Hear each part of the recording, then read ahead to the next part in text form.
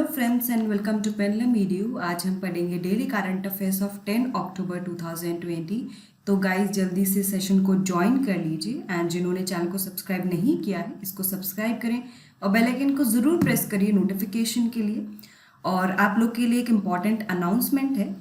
SSC CGL tyre 2 SSC CGL tyre 2 का जो English का क्रैश कोर्स है, इंग्लिश का जो क्रैश कोर्स है वो स्टार्ट हो चुका है एंड आप जो है उसको ज्वाइन कर सकते हैं। ये एवरीडे जो है 6 को शाम के 6 बजे सेशन लाइव होगा एंड आप उसको ज्वाइन कर सकते हैं। ये आपके एसएससी सीजीएल टायर 2 प्रिपरेशन में काफ़ी हेल्प करेगा। चलिए हम लोग प्रीवियस डे की न्यूज़ देख लेते हैं और उसके बाद हम आज की न्यूज़ देख लेते हैं फटाफट से।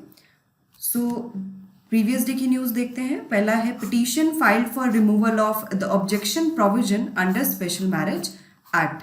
तो जो स्पेशल मैरिज एक्ट है जो 1954 में पास हुआ था उसमें एक प्रोविजन है ऑब्जेक्शन का प्रोविजन, जो कि सेक्शन 6 और 7, जो स्पेशल मैरिज एक्ट का जो सेक्शन 6 और 7 है उसमें दिया हुआ है कि जब भी कोई भी स्पेशल मैरिज एक्ट के अंतर्गत अगर वो शादी करना चाहता है तो जो भी लड़का और लड़की होते हैं उनके नाम जो है वो पब्लिश किए जाते हैं और 30 डेज के अंतर अगर कोई ऑब्जेक्शन आता है उन कपल की मैरिज के अगेंस्ट में तो शादी उनकी नहीं हो पाएगी। तो एक जो इंटरफेथ कपल है, ठीक है, जो इंटर रिलीजियस कपल है, उन्होंने ये याचिका दायर की हाई कोर्ट में कि भाई इस तरह दिल्ली हाई कोर्ट में की कि इस तरह का जो ऑब्जेक्शन प्रोविजन है स्पेशल मैरिज एक्ट का उसको हटा देना चाहिए।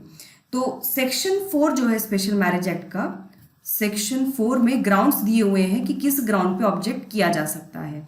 तो उसमें कुछ है कि भाई किसी कोई भी जो पार्टी है, लड़का या लड़की है, उसका कोई अगर स्पाउस लिविंग है या फिर अगर किसी एक को कोई मेंटल डिसऑर्डर है या फिर वो कोई डिसीजन लेने के जो है काबिल नहीं है, या फिर जो मेल की एज है वो 21 ईयर्स कंप्लीट नहीं हुई है, या फिर फीमेल की जो एज है शादी की वो 18 ईयर्स कंप्लीट नहीं हुई है, जो कि अभी प्रेस्क्राइब्ड एजेस हैं, तो इस चीज़ को लेकर ऑब्जेक्ट किया जा सकता है।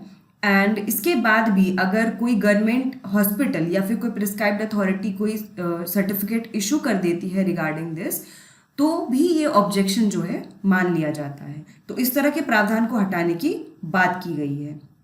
Next is more restriction on H1B visas by Trump administration. तो H1B वीज़ा जो है ये कौन से वीज़ाज हैं? ये वीज़ा हैं जो इशू किए जाते हैं यूएस गवर्नमेंट के द्वारा। बेसिकली ये नॉन इमिग्रेंट वीज़ा है जिससे जो भी यूएस की कंपनीज हैं वो ग्रेजुएट लेवल के वर्कर्स को एम्प्लॉय कर सकते हैं, ठीक है, स्पेशलिटी ऑक्यूपेशंस में जहाँ पे टेक्निकल एक्सपर्टीज़ की ज़रूरत है। और H1B वीज़ा जो है ये इमिग्रेशन एंड नेशनैलिटी एक्ट जो है यूएस का, immigration and nationality act of 1990, इसके अंतर्गत ये H1B वीज़ाज दिए जाते हैं। तो अब यहाँ पर ट्रम्प एडमिनिस्ट्रेशन ने नया रेस्ट्रिक्शन लगाया है कि अब वो जो एक डेफिनेशन थी स्पेशलिटी ऑक्यूपेशन की, वो कह रहे थे ये बहुत ही ब्रॉड डेफिनेशन है, तो अब इस डेफिनेशन को छोटा किया जाएगा कि स्पेशलिटी ऑक्यूपेशन में क्या क्या होगा उसको डिफाइन किया जाएगा क्लियरली, और उसी के चलते हुए जो है यहाँ पर H1B वीज़ाज डिस्ट्रीब्यूट किए जाएंगे। अब इससे क्या होगा, इससे फ़र्क पड़ेगा जो भी इंडियन आईटी प्रोफेशनल्स हैं या फिर चाइना से जो एम्प्लॉयज़ आते हैं जो इस वीज़ा के थ्रू एम्प्लॉय किए जाते हैं उन पर काफ़ी असर पड़ेगा।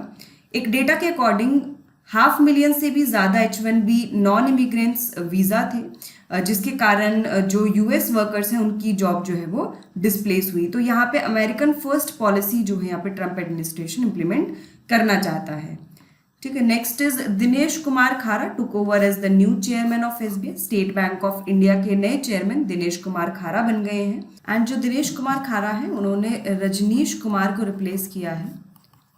Rajneesh Kumar who was the 25th chairman of SBI, ये एसबीआई के 25th चेयरमैन थे एंड नाउ एसबीआई के जो 26th चेयरमैन हैं वो कौन है? दिनेश कुमार खारा हैं।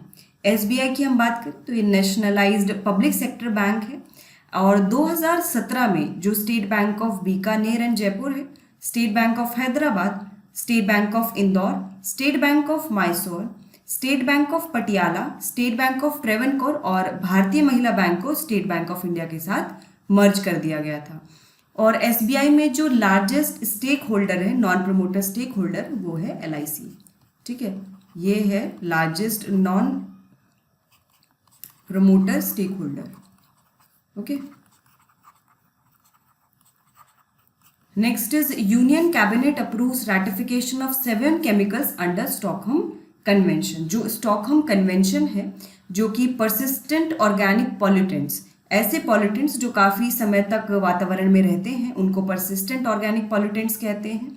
तो ऐसे पॉल्यूटेंट्स के लिए जो है एक कन्वेंशन साइन हुआ था, स्टॉकहोम कन्वेंशन।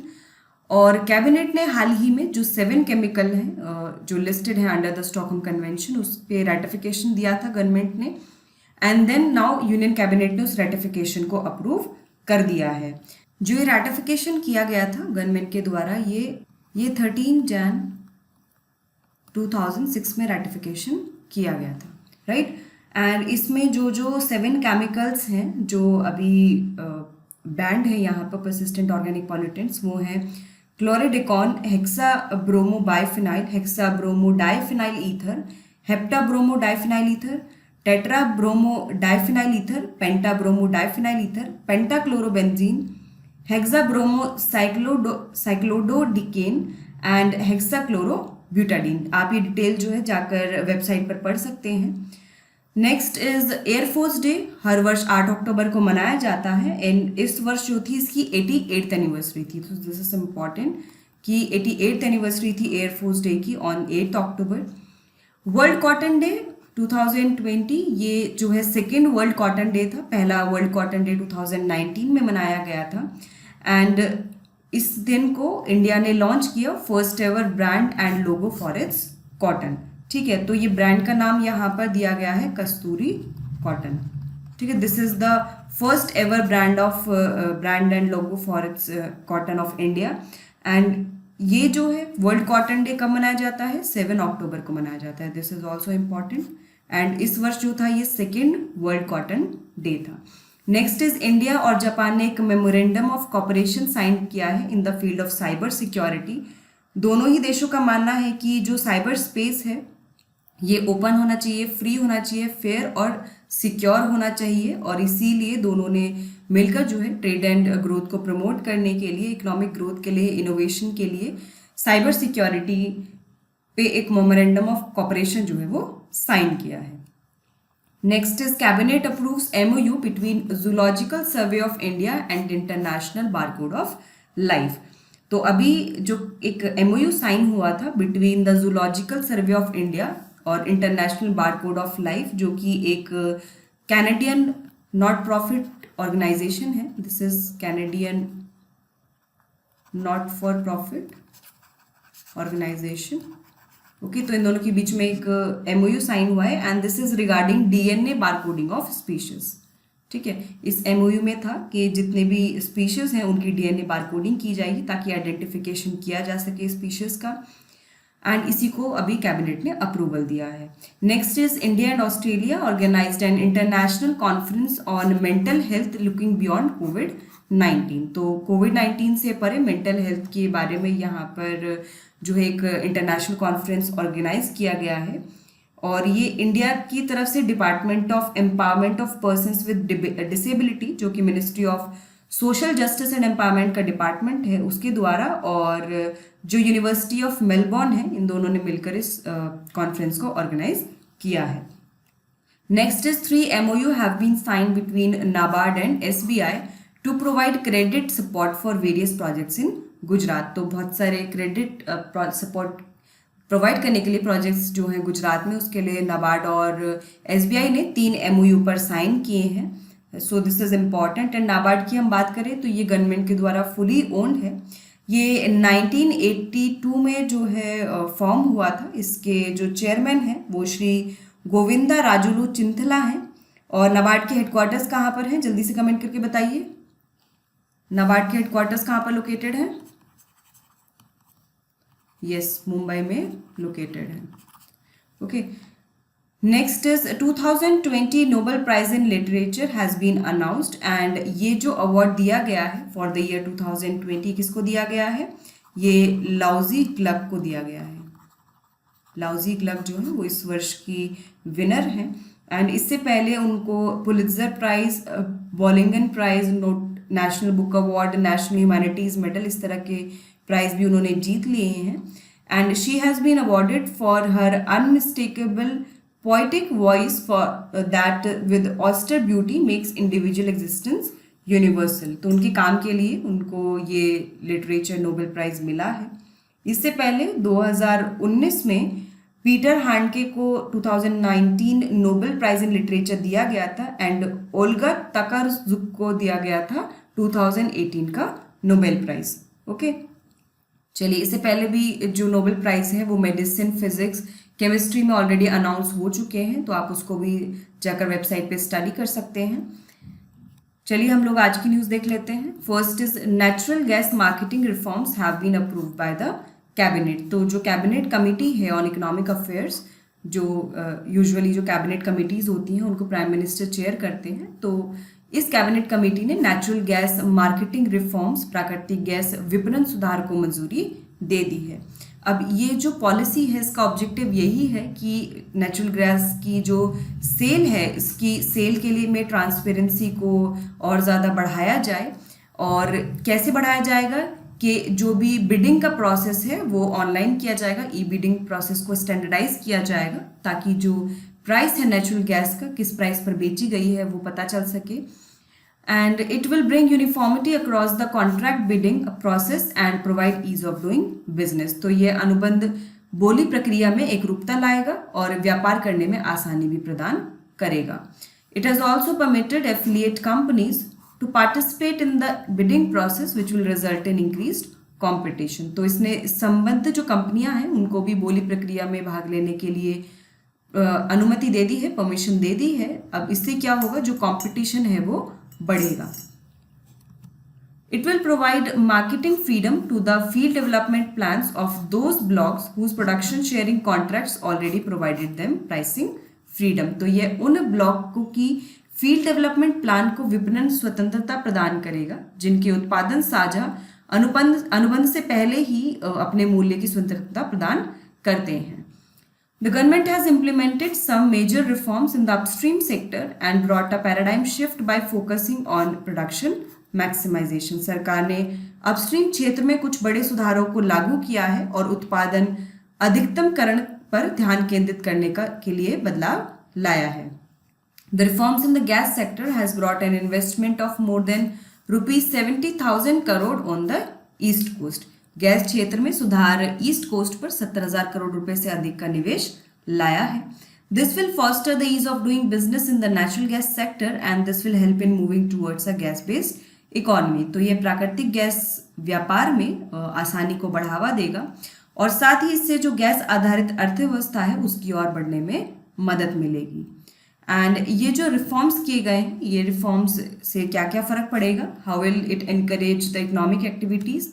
सो सबसे पहले ये ट्रांसपेरेंसी को बढ़ाएगा in the ecosystem of policies related to production, infrastructure and marketing of natural gas. तो नेचुरल गैस के हर क्षेत्र में, चाहे वो पॉलिसी प्रोडक्शन से रिलेटेड हो, चाहे वो इंफ्रास्ट्रक्चर से रिलेटेड हो, बुनियादी ढांचे से रिलेटेड हो, या फिर जो मार्केटिंग है नेचुरल गैस की उससे रिलेटेड हो, उसमें ट्रांसपेरेंसी लेकर आएगा, पारदर्शिता को बढ़ाएगा। Then it will increase investment in the domestic production of natural gas and will reduce dependency on the imports. इससे क्या होगा, जो घरेलू उत्पादकता है उसमें जो है इन्वेस्टमेंट बढ़ेगा एंड इसके साथ साथ जो डिपेंडेंसी है हमारे इम्पोर्ट में वो भी कम हो जाएगी। अभी जो नेचुरल गैस है काफ़ी जो है भारत इम्पोर्ट करता है। The gas based economy will receive a boost. जो गैस आधारित अर्थव्यवस्था है उसको बढ़ावा मिलेगा, जैसा हमने अभी डिस्कस किया। This will create employment opportunities in the gas consuming sectors including MSMEs। तो ये एम्प्लॉयमेंट अपॉर्चुनिटीज़ को बढ़ाएगा क्योंकि जब प्रोडक्शन बढ़ेगा, जब प्रॉपर इंफ्रास्ट्रक्चर होगा, मार्केटिंग अच्छी होगी, इम्पोर्ट्स कट होंगे, तो ऑफकोर्स एम्प्लॉयमेंट अपॉर्चुनिटी यहाँ पर बढ़ेगी। The gas distribution related industries will receive more investment. तो गैस वितरण और संबंधित उद्योगों को अधिक निवेश प्राप्त होगा। बात करें हम नेचुरल गैस की, तो ये एक कलरलेस गैस है और काफ़ी फ्लेमेबल है।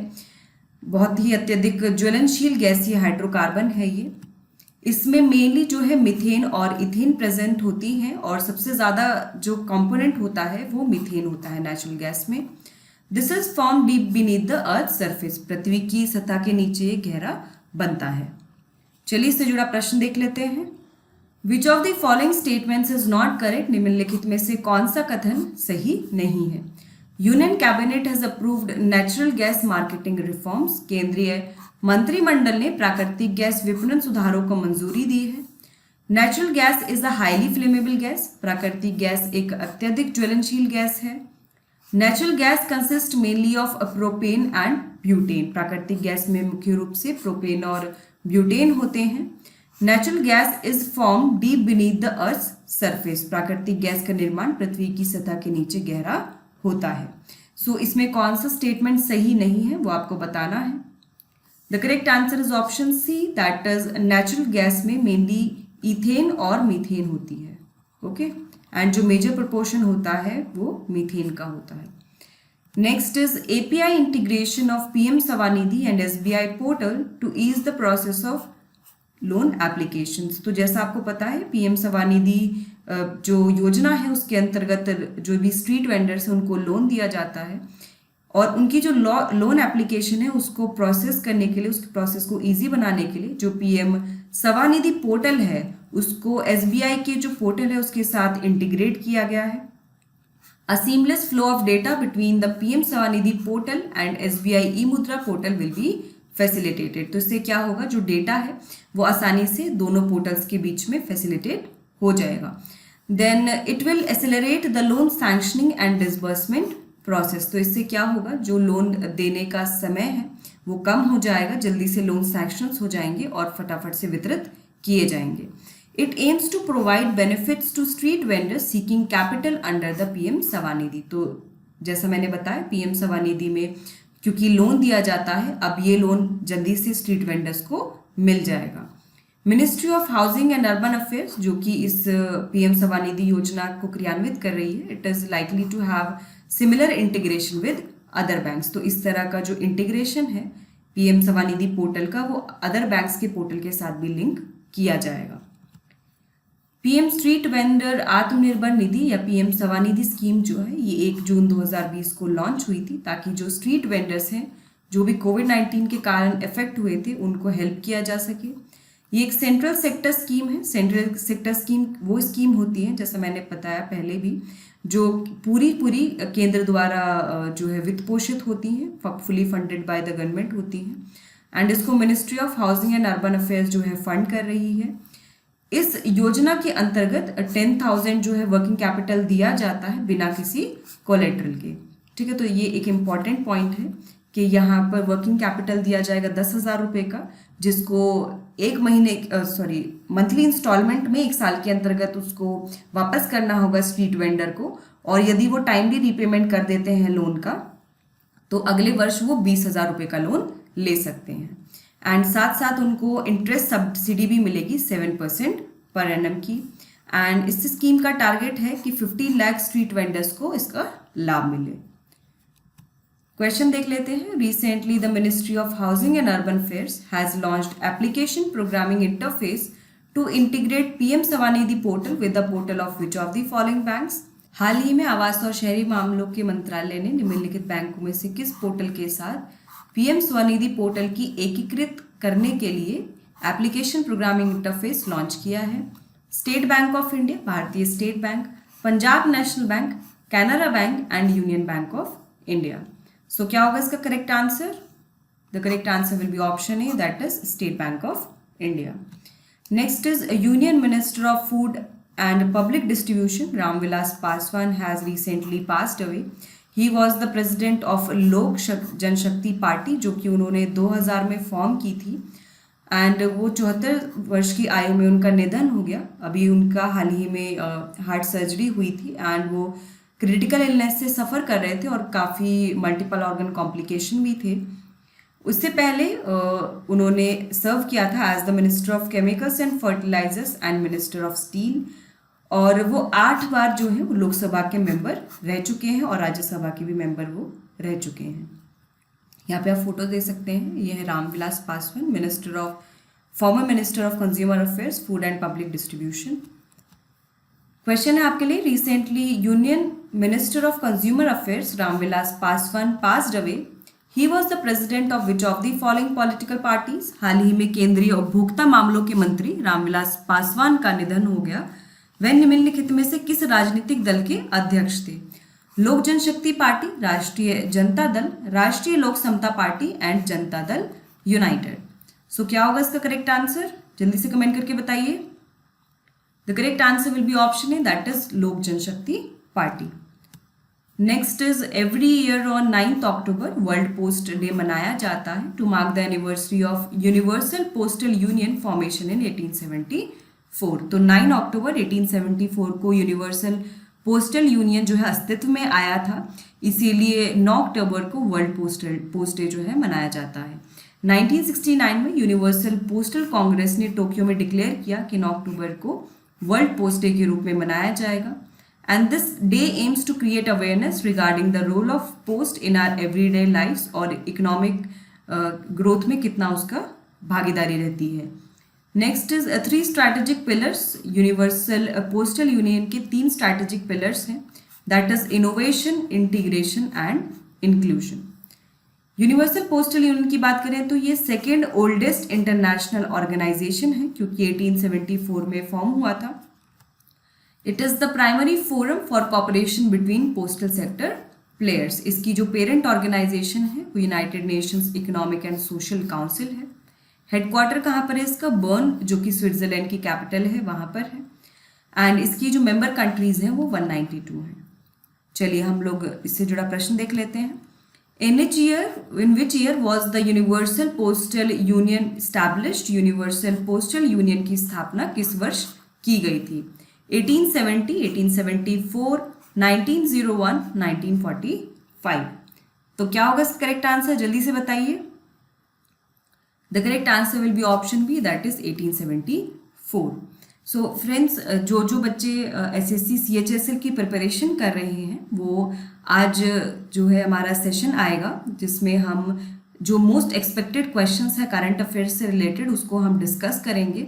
तो आप उस सेशन को जरूर ज्वाइन करिएगा, आपको जल्दी उसके बारे में डिटेल्स मिल जाएंगी। DBT BIRAC clean tech demo park has been inaugurated at Barapullah drain site which is near Sarai Kale Khan in New Delhi. और इस क्लीन टेक डेमो पार्क का इनॉग्रेशन डॉक्टर हर्षवर्धन के द्वारा किया गया है। Innovative ways to value technologies will be shown through this park with the support from Department of Biotechnology and Biotechnology Industry Research Assistance Council। तो BIRAC और department of biotechnology जो है यहाँ पर इस पार्क में innovative ways to value technologies को display करेंगे। इस क्लीन टेक डेमो पार्क को मैनेज कौन करेगा? Clean energy international incubation centre, ठीक है, CEIIC। ये CEIC क्या है? ये PPP यानी कि पब्लिक प्राइवेट पार्टनरशिप इंक्यूबेटर है जिसको डिपार्टमेंट ऑफ बायोटेक्नोलॉजी, BIRAC यानी कि biotechnology industry research assistance council और टाटा पावर के द्वारा इस्टेब्लिश किया गया है और यही इस क्लीन टेक डेमो पार्क को मैनेज करेगा। Projects that have been successful at Barapullah site. इससे पहले जो कुछ प्रोजेक्ट्स थे वो यहाँ पर सक्सेसफुल रहे, जैसे कि DBT देसमी a project in collaboration with Denmark for cleaning of floating debris from Barapullah nala. तो बारापुल्ला नाले से तैरते मलबे की सफाई के लिए डेनमार्क के सहयोग से एक प्रोजेक्ट यहाँ पे लॉन्च किया गया था जो कि सक्सेसफुल हुआ था। इसी तरह से एक लोटस HR प्रोजेक्ट था जो कोलैबोरेशन किया गया था नीदरलैंड्स के साथ, वो प्रोजेक्ट भी बारापुल्ला साइट पर काफ़ी सक्सेसफुल रहा है। क्वेश्चन देख लेते हैं। Recently, Dr. Harshvardhan inaugurated the DBT BIRAC Clean Tech Demo Park in which of the following cities? हाल ही में डॉक्टर हर्षवर्धन ने निम्नलिखित में से किस शहर में DBT BIRAC clean tech demo park का उद्घाटन किया है? Bengaluru, Chennai, Kolkata and new Delhi. So what will be the correct answer for this? Guys keep commenting the correct answer. इसका सही आंसर होगा option D, that is new Delhi. Next is Mukesh Ambani topped the 2020 Forbes India rich list for the 13th consecutive time. तो Forbes India की जो rich list है उसमें मुकेश अंबानी ने फिर से टॉप किया है एंड ये 13th बार है जो उन्होंने टॉप किया है। गौतम अडानी को सेकंड रैंक मिला है और शिव नदार को थर्ड रैंक मिला है।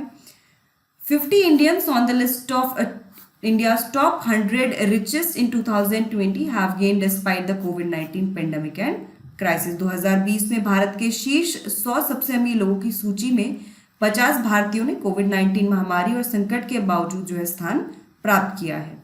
The collective net worth of India's top 100 richest increased by 14% to $517.5 billion from 2019। 2009 में भारत के शीर्ष 100 सबसे अधिक अमीर की सामूहिक संपत्ति 14% बढ़कर $517.5 बिलियन हो गई है। मुकेश अंबानी ने अपनी वेल्थ में $37.3 बिलियन जो है वो ऐड किए हैं एंड अब उनका जो नेट वर्थ है it has increase to $88.7 billion और $20 बिलियन उन्होंने इन्वेस्टर से जो है गेन किया फॉर देयर जियो प्लेटफॉर्म्स। जो चेयरमैन है Pune based serum institute of India के साइरस पूनावाला, वो richest he is the person who has entered into top 10 Indian rich list in 2020 Forbes India rich list and he is 6th on the list. तो जो पुणे के स्थित serum institute of India के अध्यक्ष हैं साइरस पूनावाला, उन्होंने 2020 का जो फोर्ब्स इंडिया रिच लिस्ट है उसमें शीर्ष 10 में वो शामिल हुए हैं एंड उनकी रैंक जो है वो 6ठे नंबर पर है।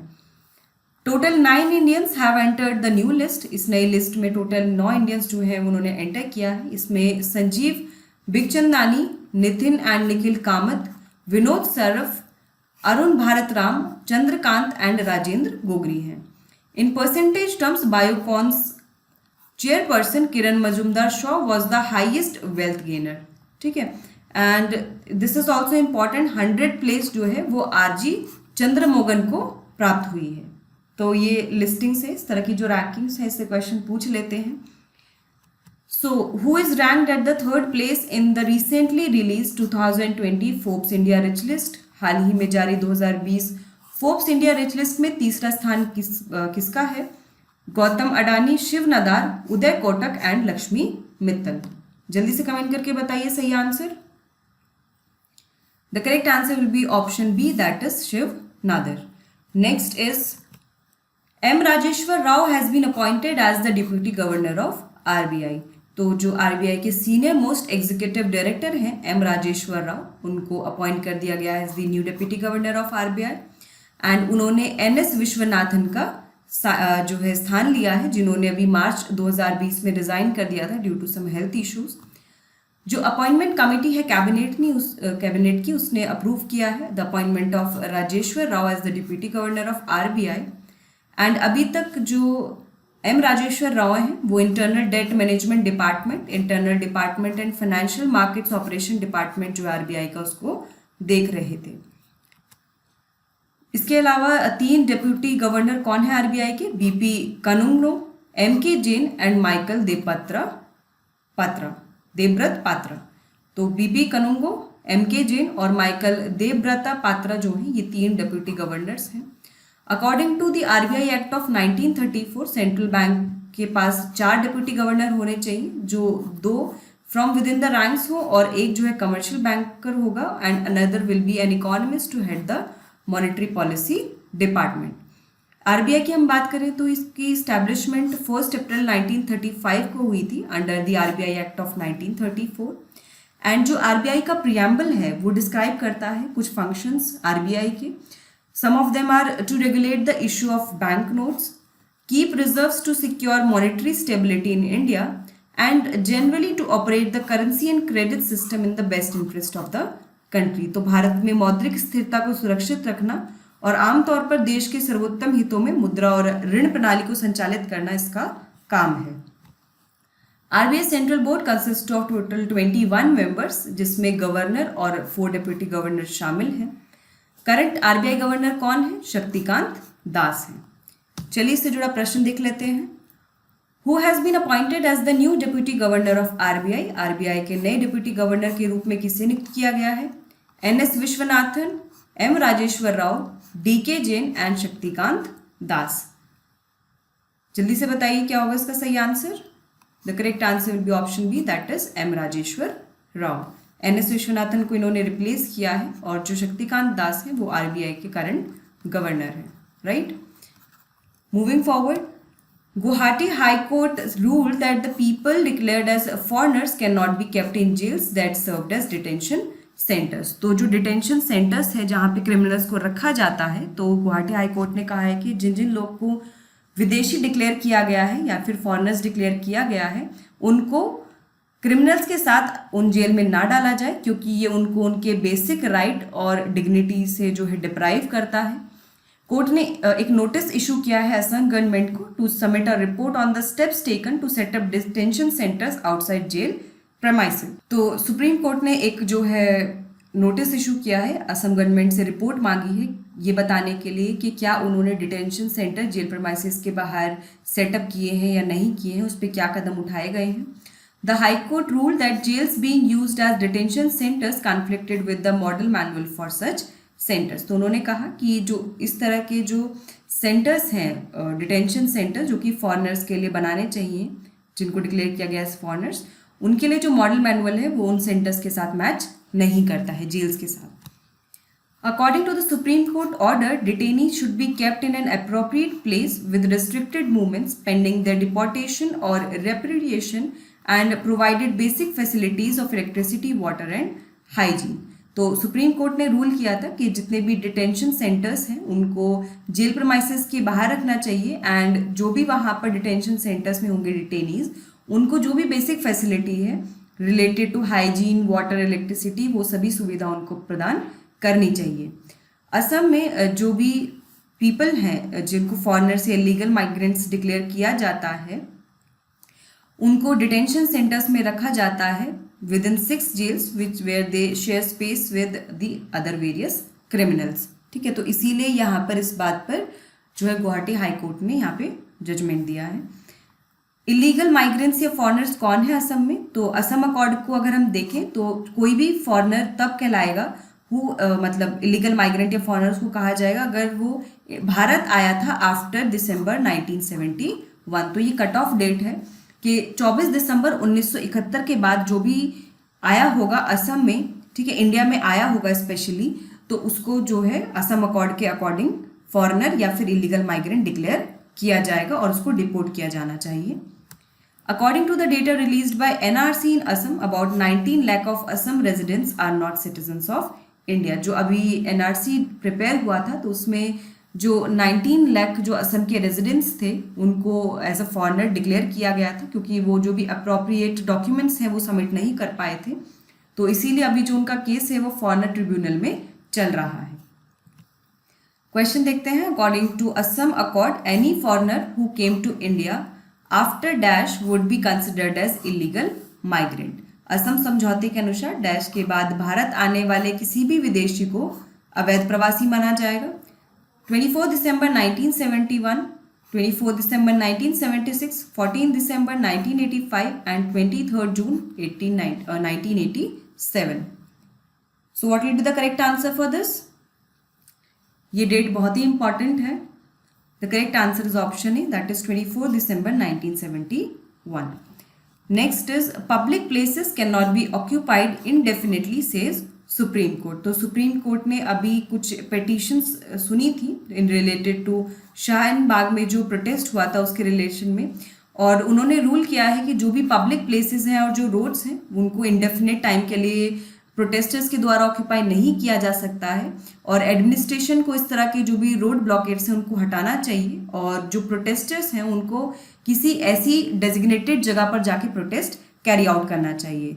सुप्रीम कोर्ट का कहना है कि राइट टू प्रोटेस्ट है, लेकिन उसको राइट टू पीपल, राइट जो पीपल के हैं to use a public road, जो कि राइट टू लाइफ का पार्ट है। आर्टिकल 21 में right to life and liberty का जो पार्ट है, right of people to use a public road, and right to protest जो आर्टिकल 19 में दिया गया है, इन दोनों को बैलेंस करने की ज़रूरत है।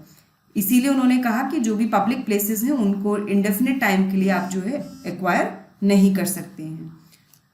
सो हमारा जो आर्टिकल 19(1) पार्ट ए है, it guarantees the freedom of speech and expression, and जो आर्टिकल 19(1) भी है, it assure citizens to gather around peacefully and without the arms. तो इस तरह का जो राइट्स हैं ये हमें right to peaceful protest provide करता है आर्टिकल 19 के अंतर्गत। लेकिन इसमें जो आर्टिकल 21 में दूसरों का राइट टू लाइफ है उसके साथ बैलेंस करने की ज़रूरत है। Let's see a question, in which of the following article right to protest is enshrined in the Indian constitution?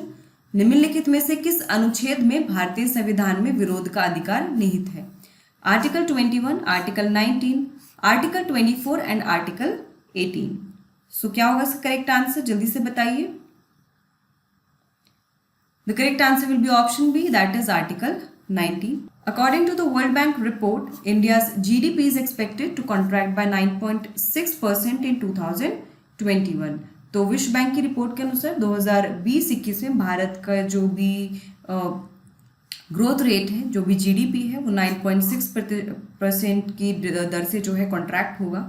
And World Bank has slashed its growth forecast for India's economy this year to contraction by 9.6% from 3.2 contraction. तो पहले उन्होंने जो संकुचन जो अनुमान लगाया था वो 3.2% का था, लेकिन अब उन्होंने कहा 9.6% जो है कॉन्ट्रैक्ट होगा। एंड इसका रीज़न है लॉकडाउन, सबसे obvious reason lockdown due to कोविड-19, and next is income shock experienced by households and the small urban service firms. ठीक है, तो इनकम शॉक भी लगा है सबको, दैट टू ड्यू टू कोविड-19, एंड जो नेशनल लॉकडाउन रहा है उसके कारण जो है ये कॉन्ट्रैक्शन होगा। World bank states that India's growth will rebound to 5.4% in 2021-22। तो कह रहे हैं कि अगले साल बेस इफेक्ट की वजह से और कंप्लीट अनलॉक की वजह से जो इंडिया की ग्रोथ है वो रिबाउंड होगी to 5.4%। This slowdown will adversely affect the manufacturing, exporting industries and the construction sector. तो ये जो मंदी है ये विनिर्माण, निर्यात उद्योगों और निर्माण क्षेत्र पर प्रतिकूल प्रभाव डालेगा। Due to COVID-19, South Asian region will face its worst ever recession. तो रिपोर्ट का मानना है कि कोविड-19 के प्रभाव के कारण दक्षिण एशियाई क्षेत्र जो है वो सबसे खराब मंदी का सामना करेगी। साउथ एशियन रीजनल ग्रोथ जो है वो it will contract by 7.7% in 2020 and next year जो है ये रिबाउंड होगा टू 4.5%। मेन रीजन जो है रिसेशन का वो है फॉल इन प्राइवेट कंजप्शन, जो कि साउथ एशियन इकोनॉमी रीजन की बैकबोन है। The earlier recessions were due to falling investment and export. इससे पहले जो मंदी थी वो गिरते निवेश और निर्यात के कारण थी, लेकिन अब जो होगी वो रिसेशन वो mainly fall in private consumption के कारण हो रही है। वर्ल्ड बैंक की हम बात करें, ये इंटरनेशनल फाइनेंशियल इंस्टीट्यूशन है which provides loans and grants to governments in poor countries to pursue capital projects. इसके headquarter Washington DC United States में है एंड ये 1944 में फाउंड किया गया था। करंट प्रेसिडेंट जो है इसके वो डेविड मालपास हैं। Question for you, according to the recent World Bank report, India's GDP will contract by dash in financial year 2020-21। विश्व बैंक की रिपोर्ट के अनुसार 2020-21 में भारत की जीडीपी में जो संकुचन होगा वो कितना होगा, कितने संकुचन की संभावना है? 8.3%, 9.6%, 4.5% एंड 2.3%। सो क्या होगा इसका करेक्ट आंसर, जल्दी से कमेंट करके बताइए। The correct answer will be option B, that is 9.6%. Next is, according to a report which is released by Greenpeace India and Center for Research on Energy and Clean Air, इस report के according India जो है वो सबसे ज़्यादा sulphur dioxide emission जो है emitter रहा है।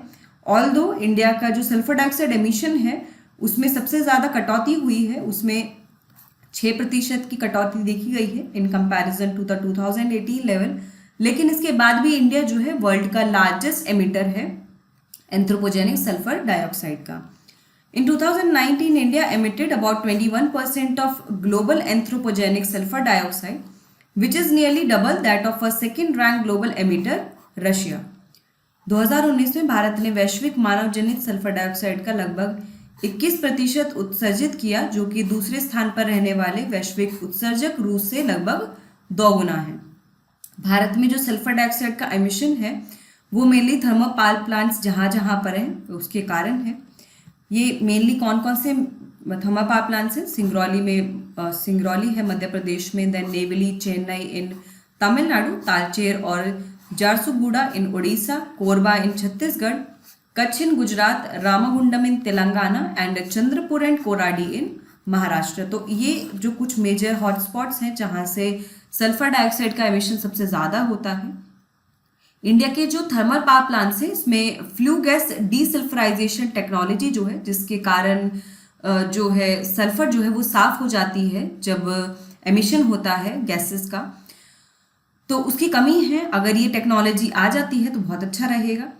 Ministry of environment, forest and climate change ने जो डेडलाइन है FGD यूनिट्स इंस्टॉल करने की उसको 2022 तक जो है बढ़ा दिया है, and this will help reduce sulphur dioxide emission from coal power plants.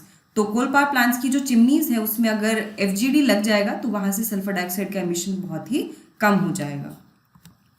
The data on sulfur emissions were based on a satellite-based device, NASA Ozone Monitoring Instrument। तो NASA Ozone Monitoring Instrument जो कि एक satellite based device है, उससे जो भी data collect किया गया वो इस रिपोर्ट में यूज किया गया है।